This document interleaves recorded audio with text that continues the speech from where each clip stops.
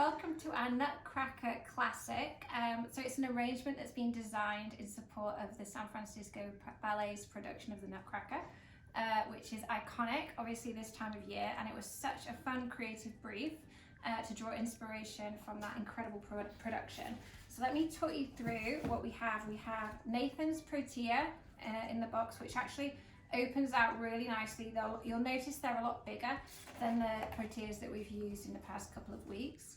We have a white peony, some acacia, and I'll talk about this one in a minute. We've got some purple statice, some really nice coral roses, some ilex berry, which adds a bit of a holiday touch. And then we have some cedar, which smells wonderful and creates a really nice shape. And then we also have some baby blue bunnygrass, which we just thought was perfect from a color standpoint to kind of work with the color palette of the show. So let's start with the cedar first.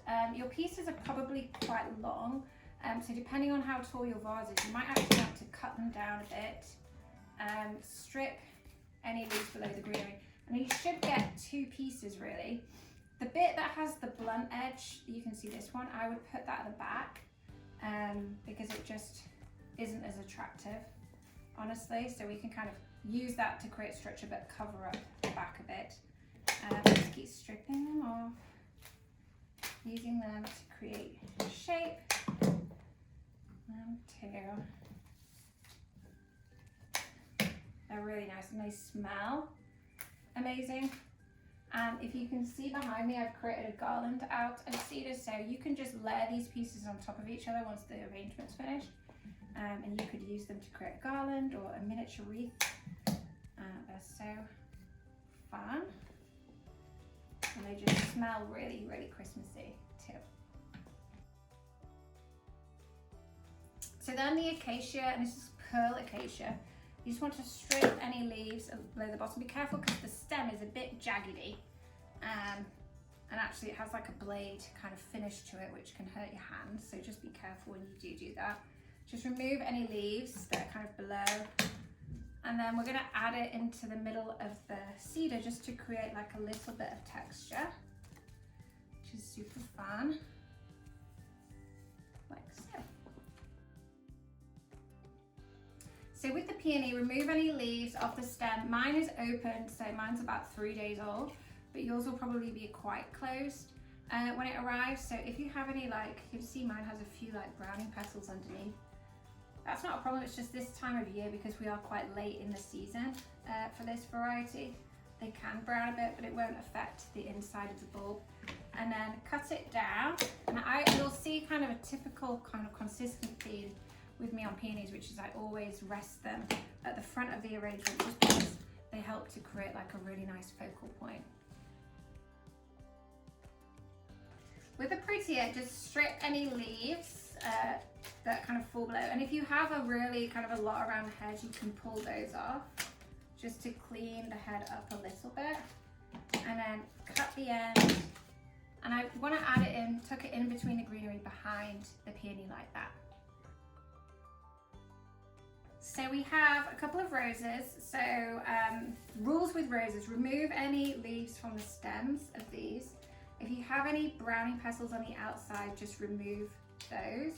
1, 2, 1, 2. Blow into the middle.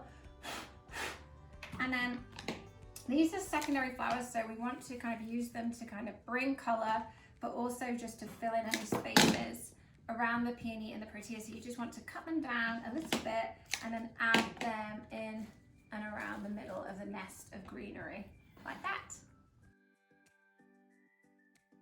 So we have 3 pieces left. We have the ilex berry. This has a very woody texture to it, and it holds and lasts.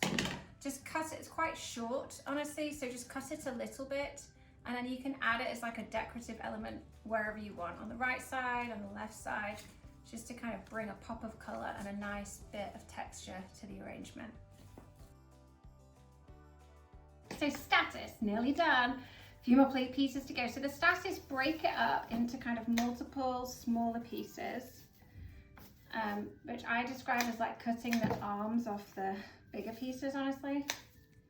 And then what you want to do with it is just use it to kind of break up the arrangement. It's got a really fun color, and I just thought it was a great contrast to the source of inspiration from the performance. I mean, the beautiful thing about the Nutcracker is it's got so many different colors, and that's just a great source of like inspiration from a creative standpoint for me. And obviously, like, it is a holiday tradition, so it was important to use like traditional holiday greens, but then it's not like a typical like green and red style arrangement. Because of like the circus and the theatrical element to the show, it was really nice to encapsulate that with all these different colors and textures and tones. If anyone hasn't already bought their tickets, make sure you do. We can't wait to get Matilda and Humphrey down there.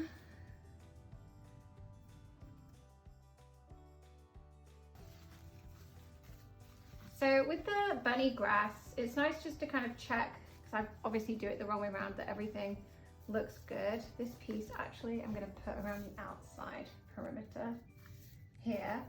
And then with the bunny grass, what you want to do is you want to take each piece individually, and then I think it's nice to kind of use it to break up the arrangement. You can add it in any way you want, honestly, but if you work kind of almost around the outside perimeter, you can just keep adding it in, and it just brings this really fun texture. And you know, the powder blue color tone is just perfect for this theme. Oh. These are dried too, so I mean, I know they're not very, you might not want to necessarily use them for Christmas, but you can use them for Easter, or just keep them as a bit of a addition in a drawer somewhere, and you can just keep adding them in to arrangements when the theme works. I think this is a great arrangement. Matilda and Humphrey are at school, but I love doing this with them because everything in this box is really easy to handle. So if you're able to cut the pieces down, it's like nice.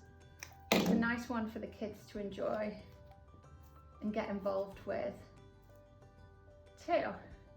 So I have a few more pieces left. Let me put one here. And then one here. Like that. So we hope you love your Nutcracker arrangement. Make sure that you do visit the ballet website, the SF Ballet, to buy tickets. I know that they have a few left still. And I hope that you enjoy this holiday season. And thank you as well to the SF Ballet this week for all of their support. It's been just such a fun collaboration to do with them too.